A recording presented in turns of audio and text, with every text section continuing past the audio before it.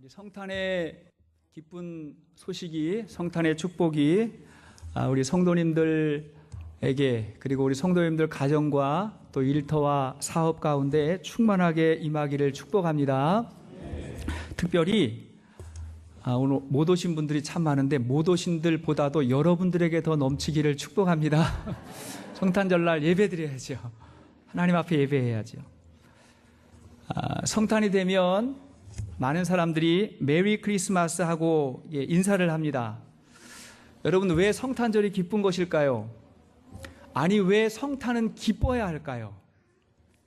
10절, 오늘 10절 말씀 보니까 예수님의 탄생을 전하던 천사가 하는 말이 뭐냐면, 내가 온 백성에게 미칠 큰 기쁨의 좋은 소식을 너희에게 전하노라 그랬거든요. 그냥 좋은 소식이 아니고 큰 기쁨의 좋은 소식을 너희에게 전한다고 했습니다. 혹 세상 사람들은 모를 수 있겠지만 우리 믿음의 사람들에게는 이보다 더 큰 기쁨의 소식이 없는 것입니다. 하나님의 아들 예수 그리스도가 우리를 구원하시고 세상에 평화를 내려주시기 위해서 이 땅에 오셨습니다. 그것이 역사적으로는 사실이고 우리가 믿는 믿음의 내용이에요. 우리는 그것을 믿는 것입니다. 오늘 본문은 먼저 예수님의 탄생의 배경에 대해서 설명을 하죠. 1절 말씀 보니까 그때에 가이사 아구스도가 영을 내려 천하로 다 호적하러 하였으니, 여기 보니까 예수님 오신 때가 가이사 아구스도가 로마의 황제로 있을 때입니다. 가이사 아구스도의 원래 이름은 가이우스 옥타비아누스라는 사람입니다. 로마의 역사에서 굉장히 중요한, 아주 유명한 사람입니다. 그가 로마를 지배하면서 로마의 완전한 평화를 가져왔다, 소위 팍스 로마나를 가져왔다고 해서 로마의 원로들이 그에게 붙여준 이름이 뭐냐면 가이사 아우구스투스라는 이름이에요. 그 아우구스투스를 오늘 우리 성경에는 아구스도 이렇게 번역을 했습니다. 그가 로마를 지배하고 있을 때 예수께서 이 땅에 오셨습니다. 그런데 로마에는 평화가 왔는지 모르겠지만 로마의 지배를 받는 다른 나라들은 굉장히 가혹한 일이 닥치게 되었습니다. 로마는 세금을 더 많이 걷어야 되기 때문에 로마가 지배하는 모든 나라들의 인구조사를 시작합니다. 이때 갈릴리 나사렛에 살던 예수님의 부모인 요셉과 마리아는 그것을 위해서 그것을 떠나서 고향 땅 베들레헴으로 호적하러 가야 했습니다. 그렇게 요셉과 마리아가 베들레헴으로 갔을 때 사람들이 굉장히 많이 몰려왔던 것 같아요. 그 일로 인해서 그곳에 빈 방이 없었어요. 그래서 예수님의 부모가 찾은 곳이 어디예요? 말구유에, 헛간에 거처를 마련했습니다. 그곳에서 예수님이 태어나셨어요. 그러나 구약 성경은 이미 메시아가 다윗의 고향 베들레헴에서 태어난다는 것을 예언하고 있었습니다. 미가 5장 2절이죠. 베들레헴 에브라다야, 너는 유다 고을 중에 지극히 작을지라도 이스라엘을 다스릴 자가 네게서 날 거다라고 성경은 이미 예언하고 있었습니다. 자, 이러한 상황은 예수님의 탄생이 만들어진 이야기가 아니라 역사적 사실이면서 동시에 성경의 예언의 성취라고 하는 것을 우리에게 보여줍니다. 자, 이러한 성탄을 통해서 하나님이 주시는 메시지 두 가지가 있습니다. 왜 성탄이 우리에게 큰 기쁨의 소식이 될까요? 첫째는 성탄이 하나님께 영광이 되기 때문에 그렇습니다. 따라합시다. 하나님께 영광이요. 하나님께 영광이 돼요. 예수님 탄생의 소식을 가장 먼저 들었던 사람들은 들에서 양을 치던 목자들, 목동들이었습니다. 그 목동들에게 천사가 말해요. 11절, 12절 말씀 보니까 시작. 오늘 다윗의 동네에 너희를 위하여 구주가 나셨으니 곧 그리스도 주시니라. 너희가 가서 강보에 쌓여 구유에 뉘어 있는 아기를 보리니 이것이 너희에게 표적이니라 하더니, 자, 이렇게 목자들에게 가장 먼저 소식을 알렸고, 그리고 나서 이어서 이 천사들의 크리스마스 캐롤, 최초의 크리스마스 노래가 시작이 됩니다. 그게 뭐지요? 14절이에요. 14절 시작. 지극히 높은 곳에서는 하나님께 영광이요 땅에서는 하나님이 기뻐하신 사람들 중에 평화로다 하고 하나님을 찬양했습니다. 성탄 캐롤이죠. 자, 여기를 보면 예수님의 탄생이 뭐가 된다고요? 지극히 높은 곳에서는 하나님께 영광이 된다고 말했어요. 하나님께 영광이 된다고 찬양했어요. 하나님의 영광이라고 하는 뜻은 뭐냐면 하나님이 드러나신다, 하나님이 나타나신다, 그런 말이에요. 그러니까 예수님의 탄생으로 인해서 하나님의 큰 영광이 나타났다는 거예요. 그분이 드러났어요. 그럼 어떻게 드러났을까요? 우리 하나님은 사랑의 하나님이십니다. 믿습니까? 사랑의 하나님. 하나님은 사랑의 대상으로 우리 인간을 창조하신 거예요. 사랑할 대상이 필요해서 우리 인간을 창조하신 것입니다. 그래서 인간은 하나님과 사랑의 관계를 누릴 때 가장 행복해지는 거예요. 하나님과의 관계 속에서 우리는 행복해집니다. 그런데 최초의 인간인 아담과 하와가 선악과를 따먹으며 하나님을 거부하고 하나님을 떠나서 죄의 길을 선택했습니다. 그러나 하나님의 사랑은 포기할 수 없어요. 인간을 향한 하나님의 사랑은 절대로 포기할 수 없습니다. 바로 그 순간부터 인간을 구원할 하나님의 계획이 시작됩니다. 여자의 후손으로 이 땅에 메시아를 보내신다는 거예요. 자, 인간의 역사는 죄의 역사지만 그 속에 하나님의 구속의 역사가 시작되고 흘러가고 있었습니다. 그래서 구약의 많은 사건들은 뭐냐면 오실 메시아에 대한 예언이에요. 왜 우리가 이스라엘 역사를 보는 거예요? 그들을 통해서 오실 메시아의 흔적이 거기에 있기 때문에 그렇습니다. 그것이 구약 성경의 의미예요. 하나님은 끊임없이 메시아가 와서 인간을 구원할 거라고, 하나님하고 우리하고의 사랑의 관계를 회복할 거라고 그렇게 끊임없이 예언하셨습니다. 그리고 드디어 때가 되어서 그분이 오셨어요. 놀라운 것은 하나님이 인간으로 오셨어요. 그게 성탄입니다. 하나님이 인간으로 오셨어요. 자, 물을 게 한번 대답해 보세요. 우리 어린이보다 한번 대답해 보십시오.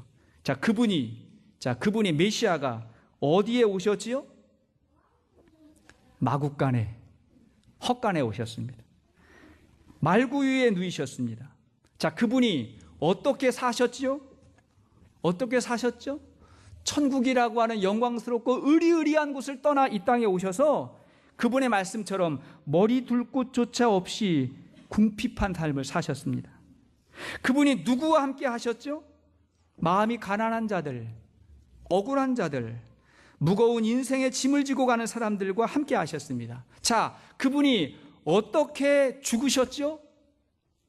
세상의 모든 죄의 값을 그분이 다 치르고 인간을 위해서 십자가에서 죽으셨습니다. 이 모든 것이 우리를 구원하시려는 하나님 사랑의 증거입니다. 사랑이잖아요.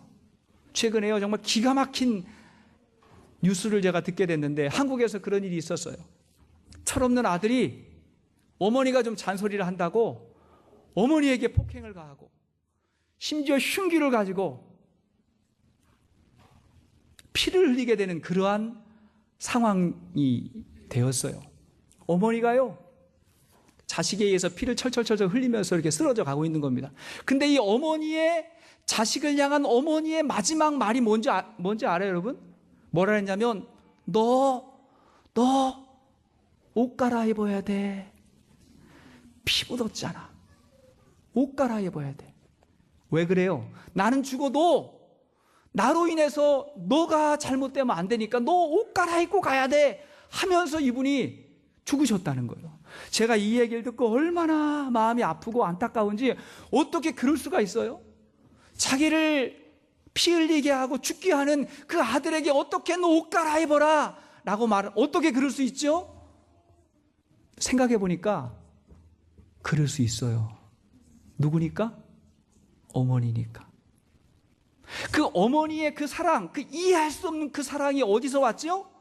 하나님에게서부터 배운 거예요.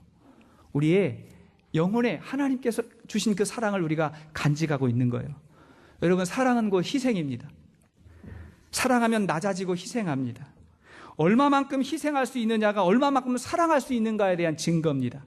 하나님은 우리를 위해서 가장 낮은 곳으로 오셔서 그분의 전부를 주셨습니다. 그래서 예수님의 탄생은 우리를 향한 하나님의 가장 큰 사랑이 나타나는 하나님의 영광이 되는 것입니다. 할렐루야, 하나님의 영광이에요. 자, 두 번째, 성탄은 이 땅에 평화가 되지요. 평화예요. 14절 말씀 다시 보니까 뭐라 그랬죠?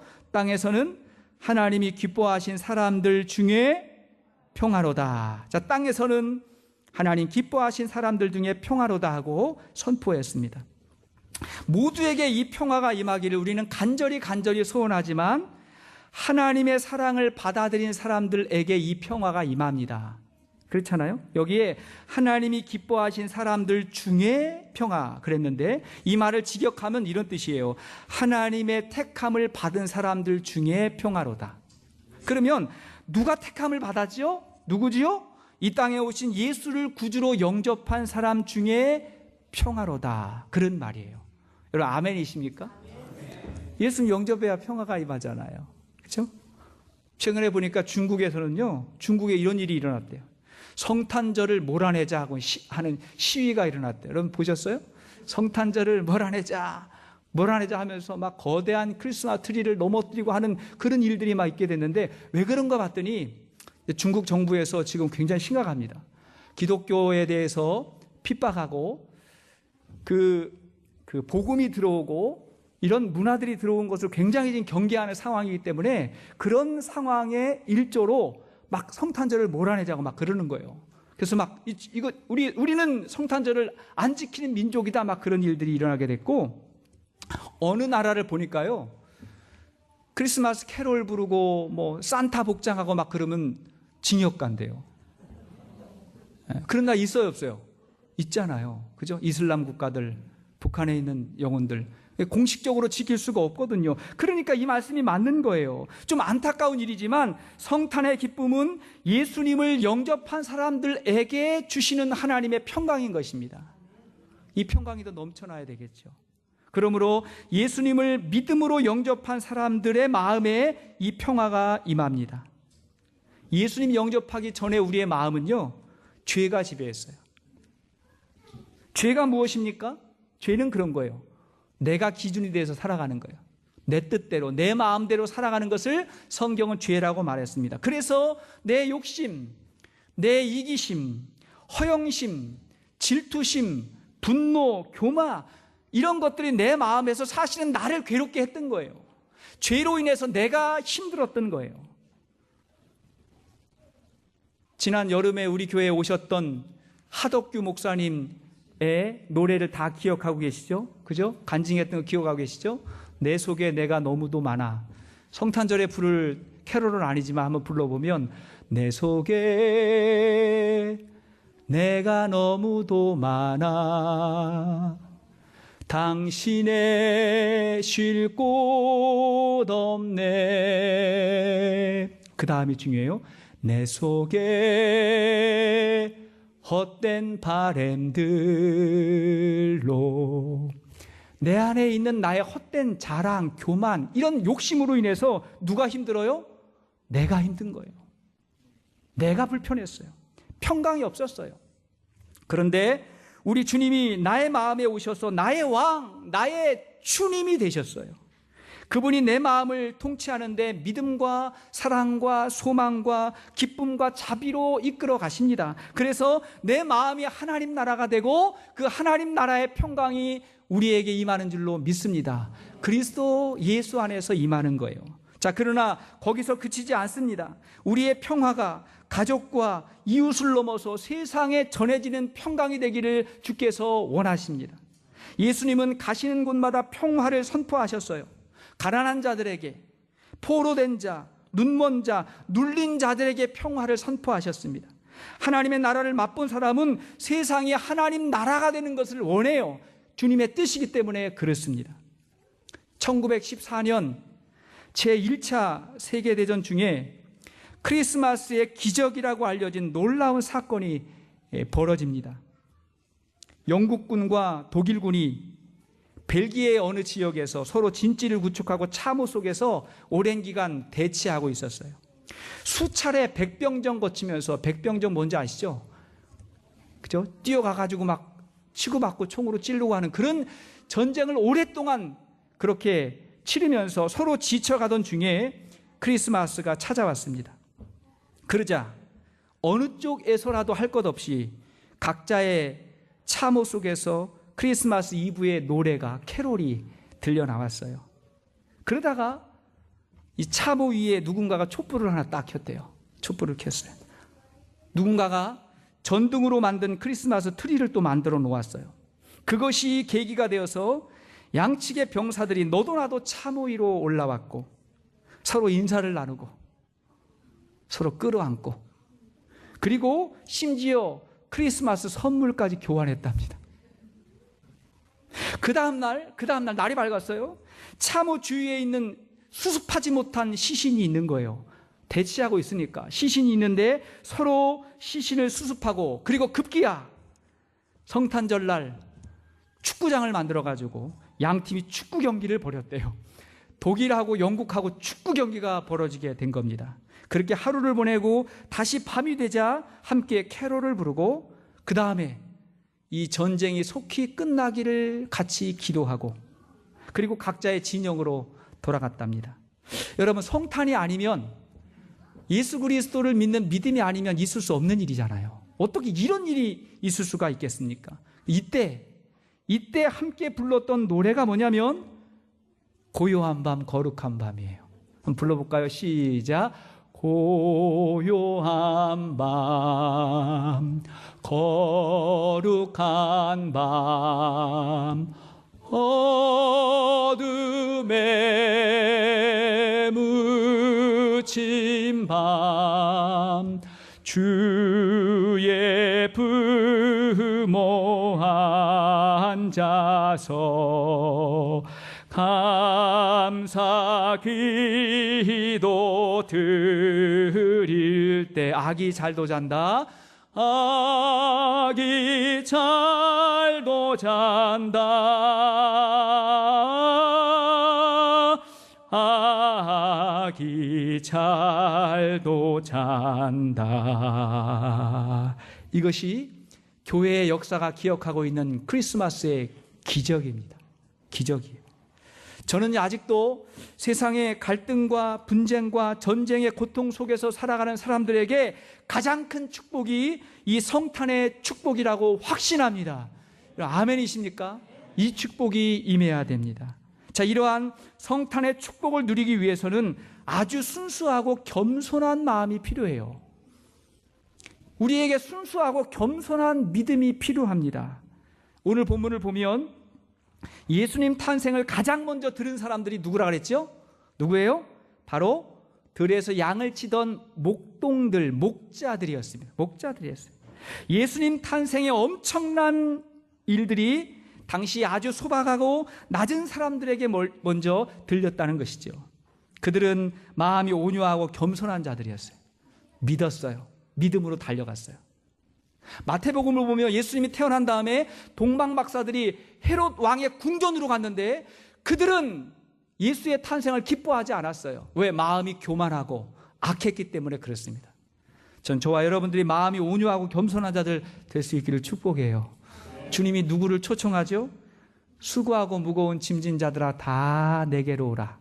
내가 너희를 쉬게 하리라 말씀하셨어요. 저에게 온 이메일 가운데 박미선이라고 하는 여인이 쓴 이메일이 저에게 오게 됐는데 어떤 사연입니다. 이제 성탄절과 관련된 사연인데 제가 읽어드리고 마치도록 하겠습니다. 지금으로부터 딱 35년 전의 일입니다. 나는 가난하고 아픈 엄마와 단 둘이 살고 있었습니다. 그때 내 나이는 8살 초등학교 1학년이었습니다. 교회 성탄절 행사를 마치고 친구들과 놀고 있던 나를 선생님 한 분이 부르셨습니다. 그리고 내게 선생님이 준비한 성탄절 선물이야 하시며 작은 상자 하나를 꺼내 주셨습니다. 선물이란 걸 처음 받아본 나는 기뻐서 저녁 내내 잠이 오지 않았습니다.